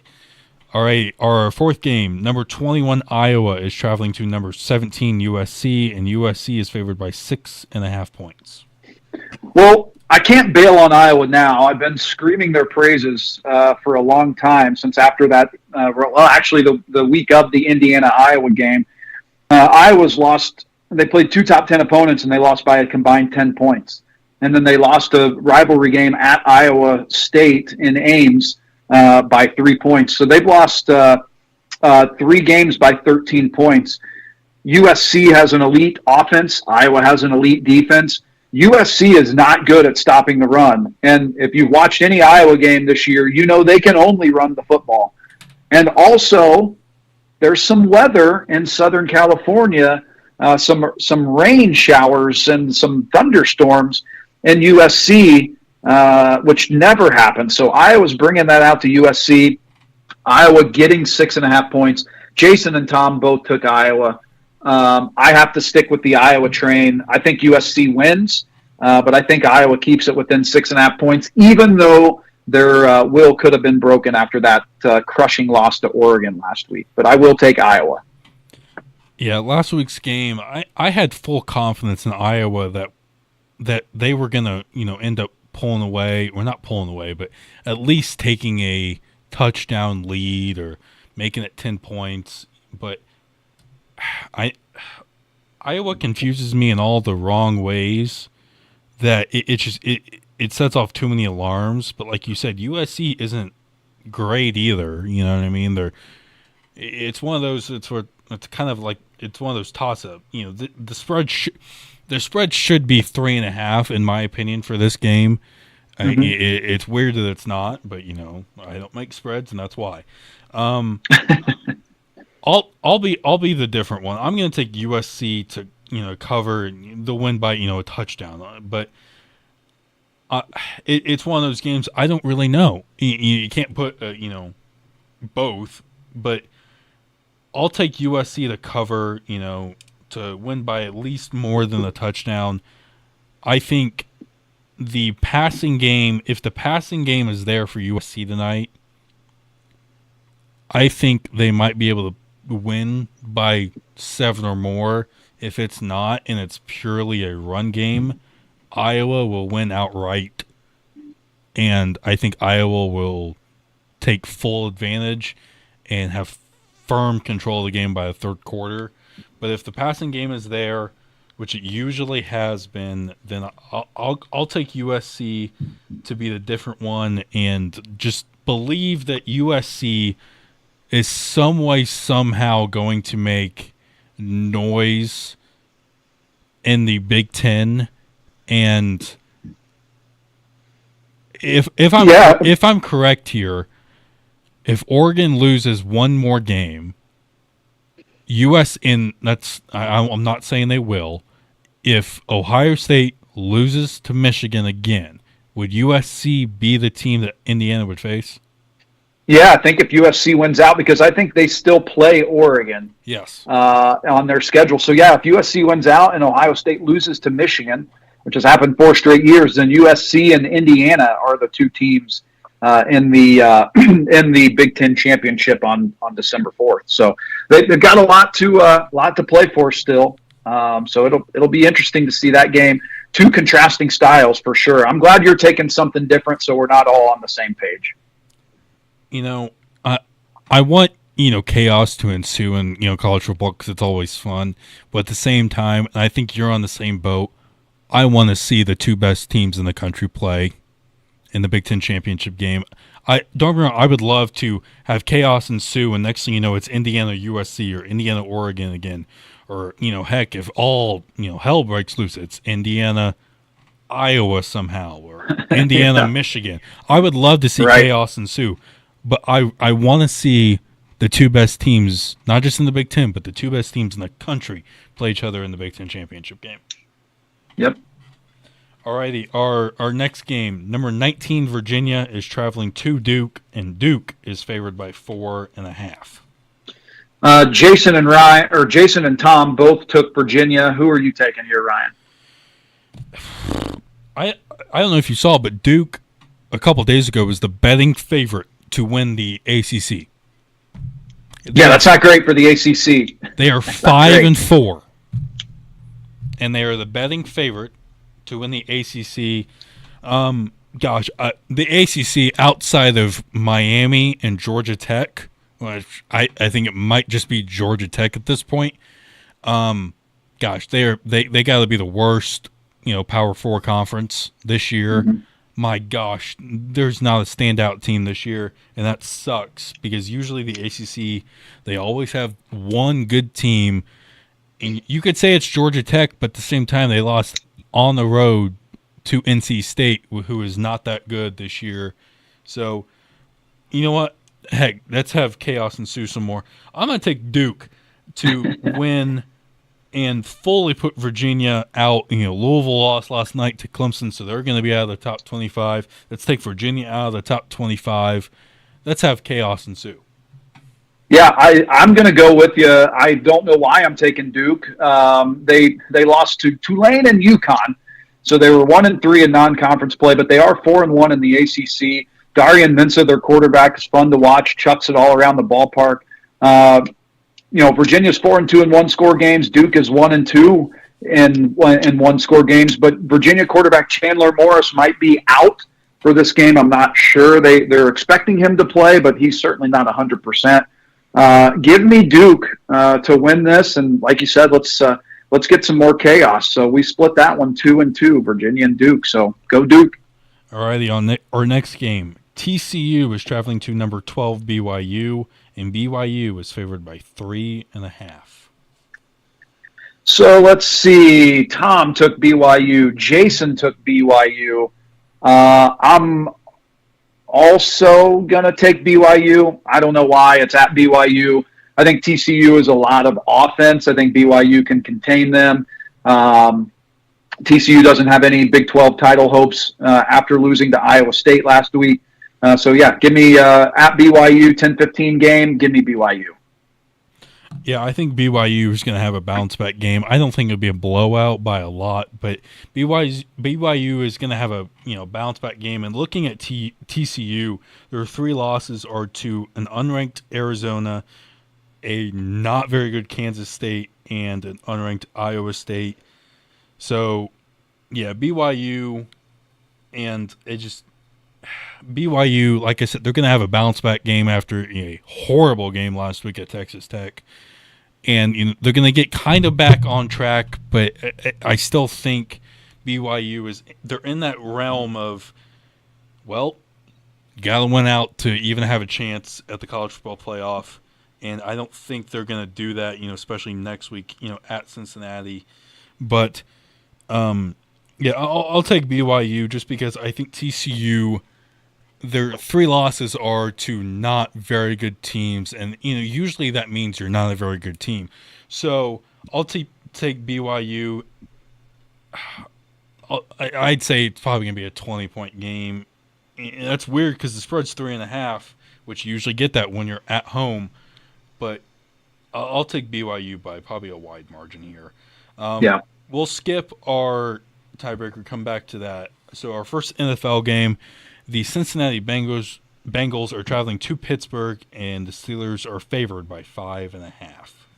I'm going to take the Bengals. I don't know if this is the caveat of Joe Burrow starting. I'm assuming he is starting. But I'm going to go with the Bengals. I think with Joe Burrow coming back, potentially coming back around the Ravens game around Thanksgiving, I think the Bengals need to win one of these next 2 games to get themselves a chance to win that AFC North, and it starts with the Steelers. So I'm not saying that the Bengals are going to win outright. Jason took the Steelers. Tom took the Steelers, but I'm going to take the Bengals in this one. I don't know if they're going to win, but I think they cover it. I'm going to be on your board, but I'm going to take them outright just because, like you said, if Joe Burrow is going to come back at sometime, that'd be next week or 2 weeks from now, they're going to have to win at least. I mean, they're going to have to beat Pittsburgh in Pittsburgh, and then they're going to have to beat New England on, in Cincinnati next week. Which, gosh, who knows what's going to happen with that one? But I'm going to take the Bengals outright just because they need one of these games to go their way. The last two games that they have played, they should have won both of them. But Colston Loveland, is a man against little kids when it comes to breaking tackles and going for 50-yard touchdowns. Yeah. So the Bengals, if Joe Burrow is going to come back, they need to win a couple of these games. But who knows what's going to happen. Our next game, close to home, the Bears are traveling to the Vikings, and the Vikings are favored by 2.5. Jason took the Bears. Tom took the Bears. Ryan, who are you taking, my friend? I'm going to go with the Bears. Like I said last week, my prediction was wrong. They weren't going to blow them out. They didn't. But the Bears, they keep winning. And Caleb Williams is playing like he should. He's getting better each and every week, which is all we wanted. They're going to continue to roll. You're going to see J.J. McCarthy probably under pressure a lot. It's surprising that the Vikings are favored by 2.5, but I can understand it, I guess. But Chicago's going to go in there. They're going to handle business. They're going to win by either a field goal or a touchdown. They're going to just handle business enough to get past the Vikings. And, some people might say, well, that means they're not very good. Good teams cover the spread. Good teams are able to continue to roll even without, they might have hiccups along the way, but good teams cover the spread and they continue to roll. And that's exactly what the Chicago Bears are going to do. They're going to go to 7-3, and they're going to prove to everyone, hey, Chicago's coming. They're going to keep knocking on doors and continue to knock down those doors and get their way to either 10-7, 11-6, and they're going to make their way into the playoffs. Yeah, I'm going to take the Bears. I feel confident in Ben Johnson in his first rematch game. He played the Vikings week 1. Caleb Williams is ascending. J.J. McCarthy still throws a lot of picks. The Bears' pass defense is pretty weak, but I don't think J.J. McCarthy can take care of that. Caleb Williams has yet to put a complete game together of 4 quarters, but I think he does that this week on the road in Minnesota to get the upset win. So I'm sure this will be wrong, but I'm going to go with the Bears outright. All righty. Our last NFL game, the Kansas City Chiefs are traveling to Denver, and the Chiefs are favored by 3.5. Jason took the Chiefs. Tom took the Broncos. I'm going to also take the Chiefs. I think Patrick Mahomes is playing as well as he's played in a while. I don't think Bo Nix can continue to play as poorly as he's played and beat good teams like the Chiefs. I think the Broncos get down early and don't have that chance to come back. I'd love to be wrong, but I'm going to take the Chiefs to cover the 3.5. This is one of those games where it's hard to pick for me. I don't think the Broncos are very good. Yes, they have 8 wins, only 2 losses, but it's one of those games like it's Patrick Mahomes. Yes, it's in Denver, but he always seems to play well in Denver. But I'm going to go with the Broncos to win and not just cover them. I'm going to take them to win outright just because I think what's going to end up happening to the Chiefs, they were riding high 5-3. They're going to lose to the Bills, the Broncos, lose next week to the Colts, and they're going to look at what's going on. They're going to be like, well, now we're 5-6. Now we have to win outright, and we have to win every single game, and they got to run the table. And I don't think that's going to happen. And I think your prediction of an 8-9 with no playoff is going to come true. So I'm going to take the Broncos here. All righty. All righty. Our tiebreaker game. Number 10 Texas is traveling to number 5 Georgia, and Georgia is favored by 6.5, and the over/under is 49.5. Tom took Georgia and 63 points. Jason took Georgia and 52 points. I think Georgia wins, but I'm going to give Texas a shot to keep this close. Their defense against the run is incredible. I think Arch Manning will just get it to his playmakers, even if that's behind the line of scrimmage or within 10 yards, because he can't throw it downfield. And Georgia's defense is a little susceptible to giving up some big plays. I think Georgia wins, but I'm going to say Texas keeps it within that 6.5.